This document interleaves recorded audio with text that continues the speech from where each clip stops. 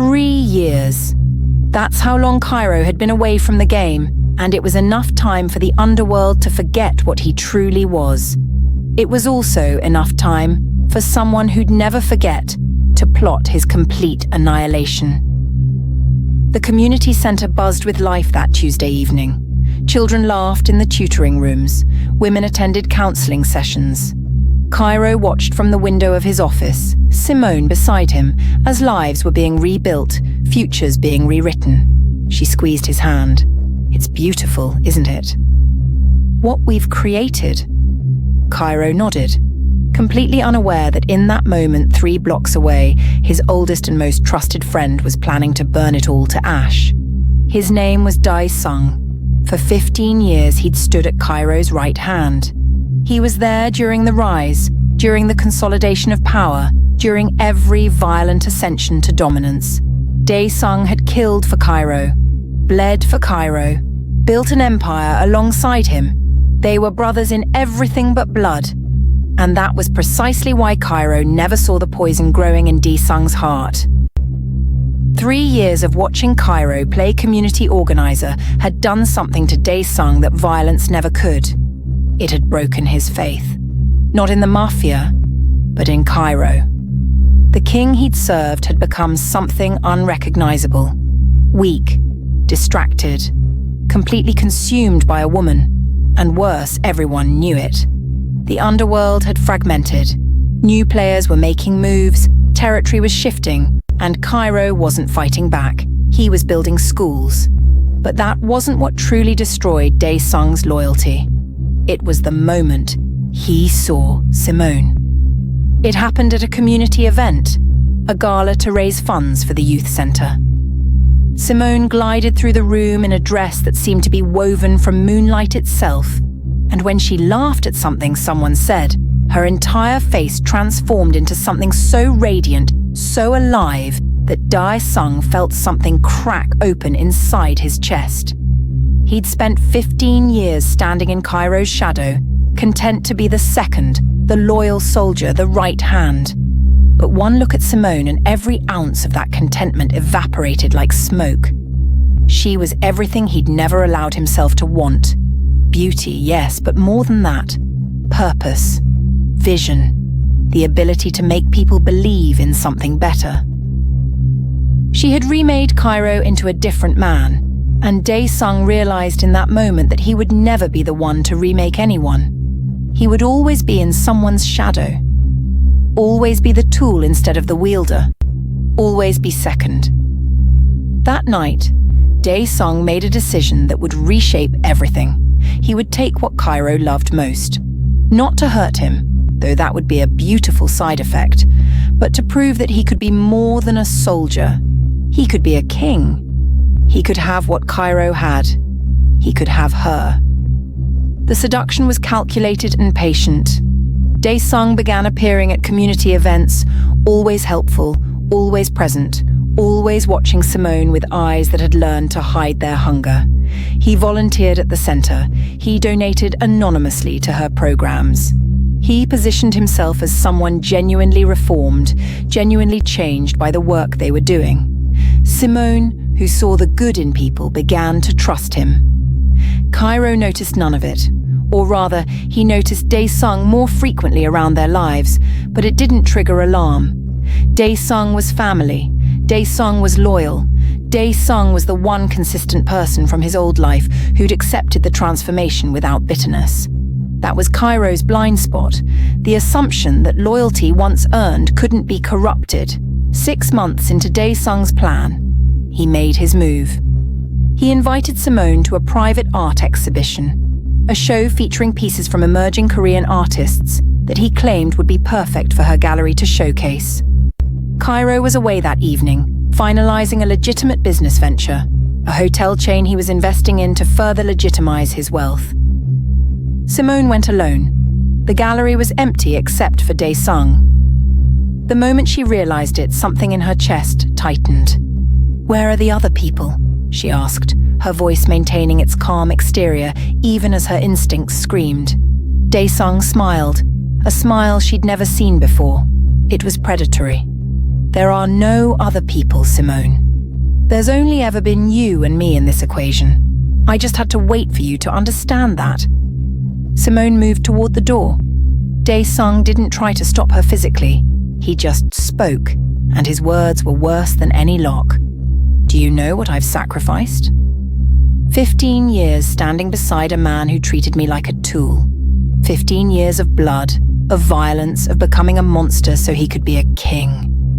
And then he meets you, and suddenly it's all about redemption, about becoming human, about building something better. He stepped closer, his voice dropping to something almost intimate. But what about me, Simone? Don't I deserve to be more than what I've become? Simone's hand was on the doorknob. This isn't about me, Dae-sung. This is about you needing to find your own path, not trying to steal someone else's. I don't want his path, Dae-sung said, and there was genuine anguish in his voice that made her pause. I want to build one with you. I want to show you that you don't need a reformed mafia king. You need someone who's choosing to be good, not someone who's running from being bad. He reached out, not touching her, just letting his hand hover in the space between them. I could love you better than he ever could. Simone looked at him, and in his eyes, she saw the tragedy of a man who'd built his entire identity around another person. Dae-sung, she said gently, the work you need to do can't include me. It has to be just you. Cairo went through that alone eventually. You need to do the same. She left, but her rejection didn't deter him. It transformed him. If he couldn't have her willingly, he would take her by making Cairo choose. He would force a confrontation so devastating that it would splinter their relationship. He would prove that Cairo's new life was fragile, that love was a weakness that could be weaponized, and that Dae-sung was stronger because he still knew how to fight. The plan was elegant in its cruelty.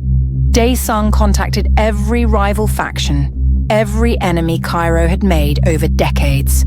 He told them everything, where the community center's funds were kept, when Simone would be alone, what routes Cairo took during his day. He didn't do it for money. He did it to orchestrate a scenario where Cairo would be forced to choose his pacifism or Simone's life. And whichever he chose, Dae-sung would be there to remind him that the cost of love was always devastation. The attack came on a Thursday night. Cairo was at home with Simone when the calls started flooding in. The community center was under siege. Rivals had moved on it simultaneously, hitting from multiple angles. His men were being overwhelmed. The youth center, their pride, their legacy, was burning. Simone grabbed his arm. We have to help them! But Cairo's phone buzzed with a message that made his blood crystallize. A video. Dae-sung, standing in the center's courtyard as flames consumed the building behind him, holding a gun to the head of a young girl, one of the children they'd been mentoring. The message was simple. Come alone, or she dies. And Simone, stay home. If you move, everyone dies. Cairo's hands shook as he watched the video. Dae-sung's face was a mask of calm fury, but his eyes held something infinitely more dangerous than rage. They held the cold logic of a man who'd finally decided to stop being second. What happened? Simone demanded, seeing the color drain from Cairo's face. Cairo didn't answer immediately, he just played the video. When Simone saw the child, her entire body went rigid. We have to go. We have to. Cairo grabbed her shoulders. No, you stay here, you lock the doors, you don't move until I come back. Cairo, that's Dae-sung. He's been... Simone's voice cracked. He's been visiting the center for months. He helped build the new tutoring wing. He was... She stopped, realization flooding through her. Oh my God, he was positioning himself. He was... I know, Cairo said, his voice dropping into something cold and distant that Simone hadn't heard in 3 years. Something that reminded her of exactly who he'd been before he learned to love. I know what he was doing. And now I'm going to handle it. Simone grabbed his face. Don't Don't go back to that place. Don't let him pull you back into being the man you were. Tears were streaming down her face now. We built something.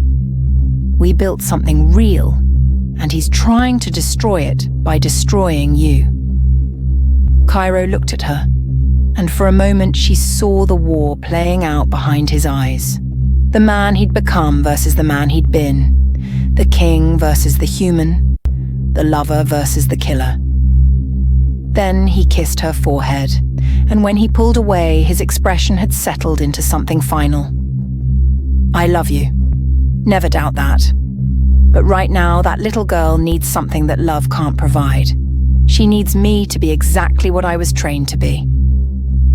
He left before Simone could stop him. The warehouse was the same one where Cairo had found Simone 3 years ago. Symmetry, Cairo realized, was Dae Sung's language. When Cairo arrived alone and unarmed as commanded, the scene was devastatingly familiar. Dae Sung stood with the little girl, but he wasn't alone. At least 30 men surrounded the space, a coalition of every rival faction Cairo had ever displaced. You came, Dae Sung said, sounding almost disappointed. I wasn't sure you would. The old Cairo would have, but I wasn't certain about this new version. Let her go, Cairo said simply. His voice was already changing, already becoming the instrument of death he'd perfected over 2 decades. I will, Dae Sung said. But first, we talk. Because I want you to understand something before I take everything from you. He gestured, and the rival faction leaders stepped forward. Men whose territories Cairo had annexed, whose families he'd destroyed, whose lives he'd ruined.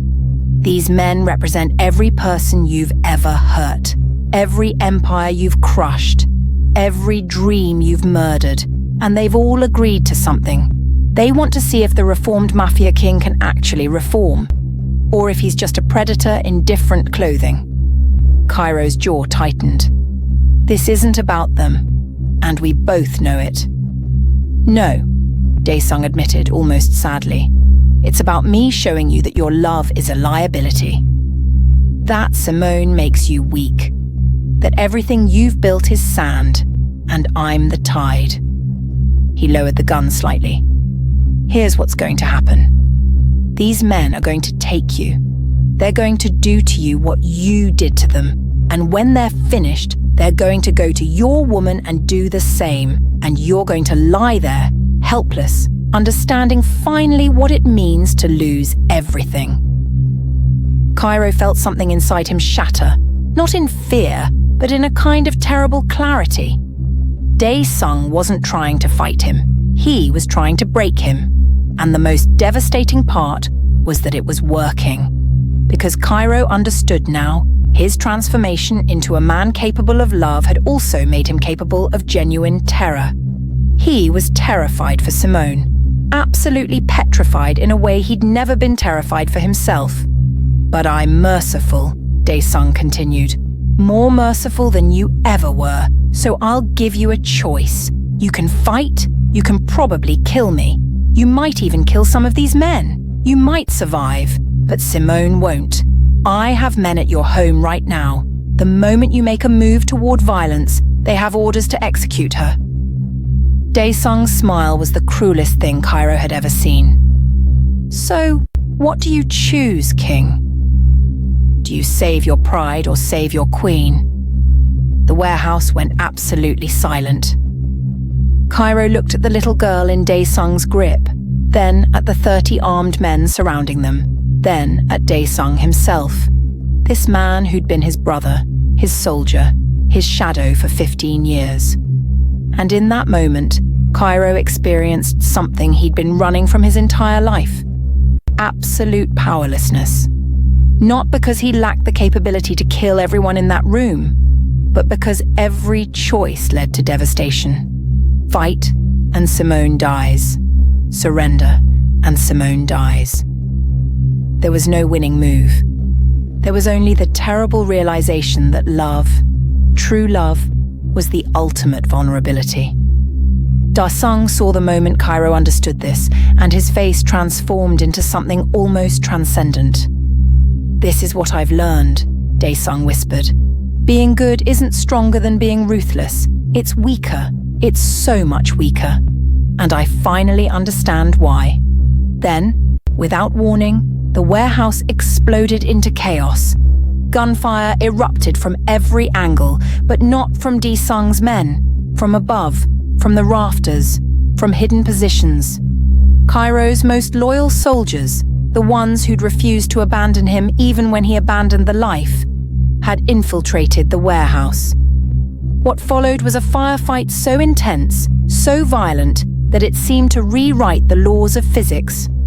Men fell like dominoes. Bullets screamed through the air like angry wasps. Dae-sung, realizing his betrayal had been anticipated, grabbed the little girl and ran toward the back exit. Cairo didn't hesitate. He moved like the apex predator he'd always been, navigating the chaos with inhuman precision, reaching Dae-sung just as he was about to disappear into the night. They collided hard, and Dae-sung made a critical mistake. He raised his gun toward Cairo. Cairo disarmed him with brutal efficiency, sending the weapon flying. They fell to the ground, and what happened next was the most intimate act of violence imaginable. Cairo didn't use weapons. He used his hands, his knowledge of the human body, his understanding of exactly where to hurt and how long to make it last. But he didn't kill him. That was the cruelest mercy possible. When Cairo finally stopped, Dae-sung was broken, ribs shattered, internal bleeding, barely conscious. Cairo looked down at his oldest friend, this man who'd shared his sins, and said quietly, "You were right about one thing. Love does make you vulnerable, but you were wrong about what that means.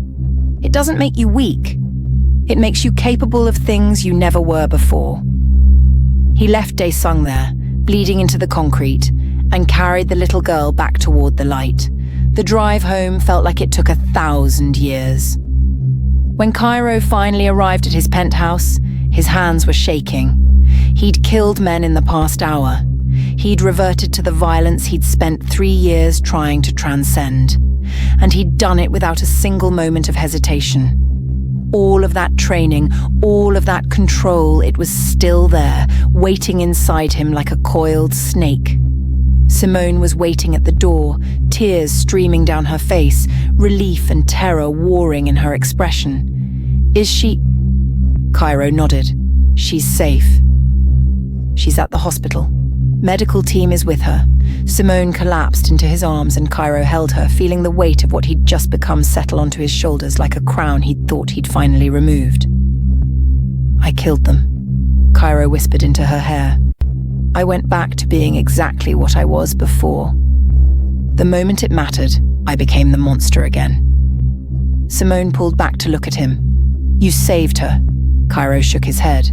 "I saved her by becoming something dark, by accessing a part of me I was trying to bury." He looked at his hands as though they belonged to someone else. "What if it doesn't go back, Simone?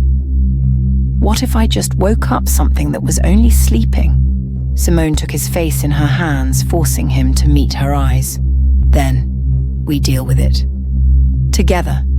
You're not a monster because you were willing to fight for someone you love. That's what love is. It's not always gentle. Sometimes it's fierce. Sometimes it's violent. Sometimes it's both." She kissed him, tasting blood and ash, and the bittersweet flavor of compromise. "But the difference between you and Dae-sung is this. He fought to prove something about himself. You fought to protect someone else. That matters, Cairo. That matters so much." Over the next week, as the underworld processed what had happened, a new narrative began to emerge. The Mafia King hadn't gone soft. He'd just been waiting. The moment someone threatened his queen, he'd reminded every faction that they'd made a terrible mistake in believing his reformation was permanent. His transformation wasn't weakness, it was restraint. And restraint, properly applied, was infinitely more terrifying than rage. But Cairo knew the truth that the underworld didn't. He had genuinely been soft. For 3 years, he'd carved out a different existence. The version of himself that had emerged that night in the warehouse wasn't the real him. It was the emergency backup, the fail-safe, the man he'd been engineered to be before Simone taught him there were other options. The question that haunted him now was terrifying in its simplicity. Would that fail-safe need to activate again? And if it did, could he ever fully return to being human? Or was he destined to oscillate forever between two versions of himself, the king and the man, forever fighting for dominance in his own body? One night, Simone found him on the rooftop staring out at Sol's lights like they might contain answers. She wrapped her arms around him from behind. "You're spiraling," she said gently. "I can feel it." Cairo was quiet for a long moment. Dae-sung forced me to see something. The man I was, that man is still here. He's not gone. He's just dormant. And maybe he needs to be. Simone tensed. "What are you saying?" Cairo turned to face her. "I'm saying that maybe the price of loving you is accepting that I'll never be completely safe. That there's a version of me that will always be willing to do terrible things to protect you." Simone's eyes blazed. "That's not acceptance, Cairo. That's surrender to the idea that you can't change. I don't believe that." Cairo pulled her close. "I'm not talking about giving up. I'm talking about integration. I spent 3 years trying to bury who I was, but you can't bury who you are. You can only understand it, accept it, and choose not to let it run your life." He kissed her forehead. "I choose you. I choose us. But I'm not going to lie to myself anymore about what I'm capable of or pretend that darkness doesn't live in me." Simone rested her head on his chest, listening to his heartbeat. "As long as you choose to love more than you choose to destroy, we'll be okay." But even as she said it, she wondered, was that enough? And in the darkness of soul below them, whispers began to spread about what had really happened in that warehouse. Some said Cairo had never changed at all. Others said he'd become something worse, a man capable of both violence and restraint, making him more dangerous than any simple killer could ever be. But the truth was simpler and more devastating. Cairo had glimpsed his reflection in the mirror Dae-sung held up, and he didn't like what he saw. Because what he saw was a man who was capable of saving his queen by becoming a monster. And the real terror wasn't that he'd done it. The real terror was that he'd do it again in a heartbeat. Weeks later, news arrived. Dae-sung had survived his injuries, but he'd disappeared. Some said he'd fled Seoul. Others whispered that Cairo had orchestrated his vanishing as a final mercy, death being too simple an escape. The truth was that no one knew. And in that uncertainty, a new chapter of the Seoul underworld began to unfold. The Mafia king had returned to the game, not because he wanted to, but because love had made it inevitable. And everyone, from the highest streets to the darkest alleys, began to recalibrate their understanding of exactly what Cairo was capable of. The real war, they realized, had only just begun. If this episode shattered your expectations and left you desperate to know what happens next, if you found yourself holding your breath and forgetting to blink, then you felt exactly what I intended.